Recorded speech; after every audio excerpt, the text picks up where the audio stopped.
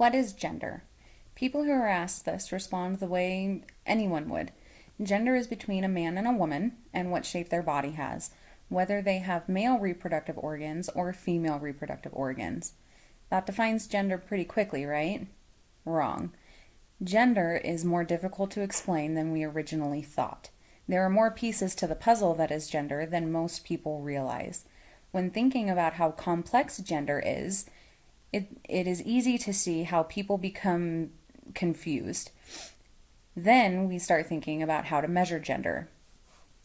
I believe that measuring gender by how a person identifies themselves.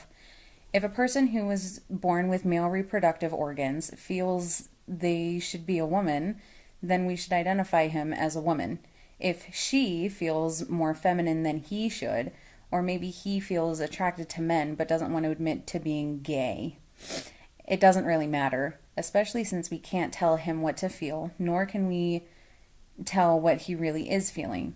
I believe that someone feels like they should be a different gender due to some cosmic error, then we should measure their gender by what they identify as.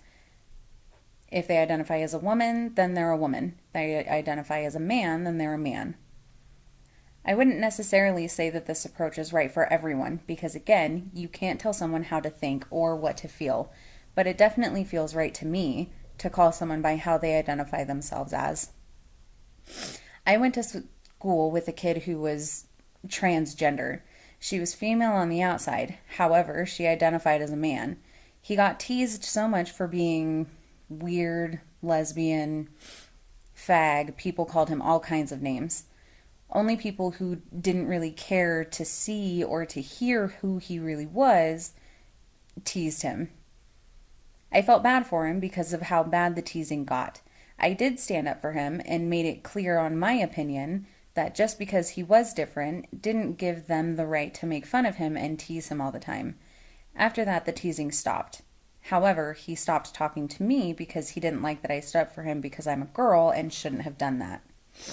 That brings me to another piece of gender identification.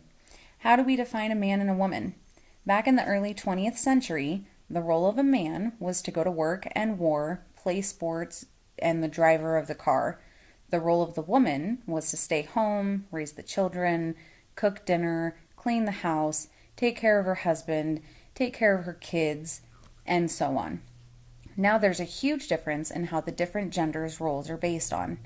It's almost crazy with how different it is. Almost like a role reversal if you think about it.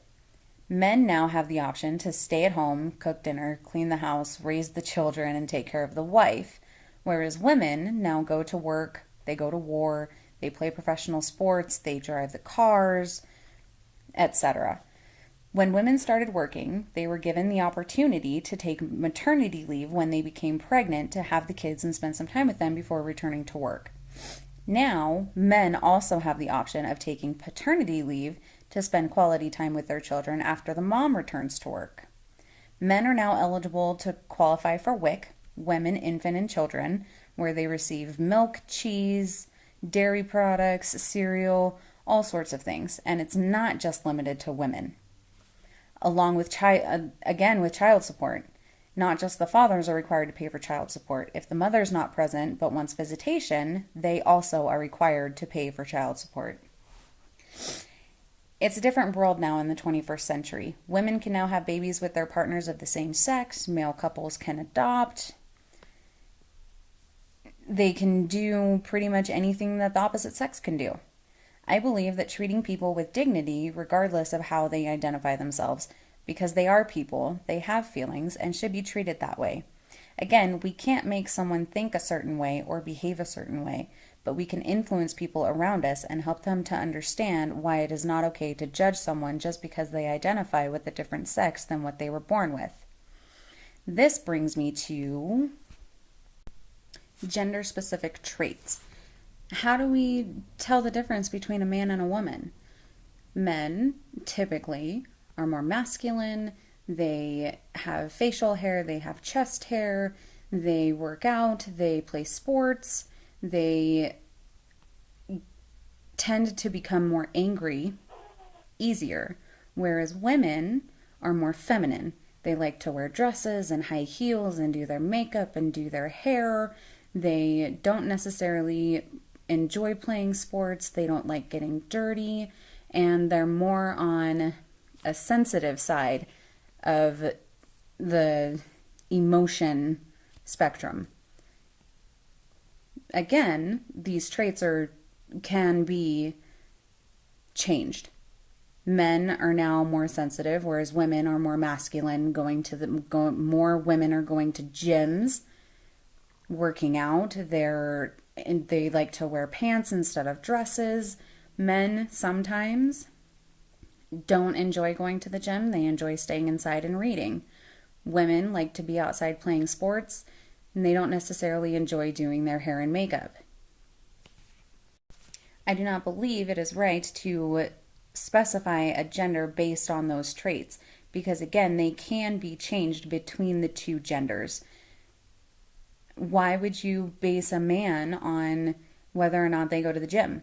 Why would you base a woman who likes to go to the gym on whether or not she likes to do her hair and makeup? Again, it all comes down to what you feel is right, because we can't tell you what you how to think. It's not fair. What is fair is not being judgmental towards those who don't enjoy doing the normal stereotypical things that is correct for the specific genders.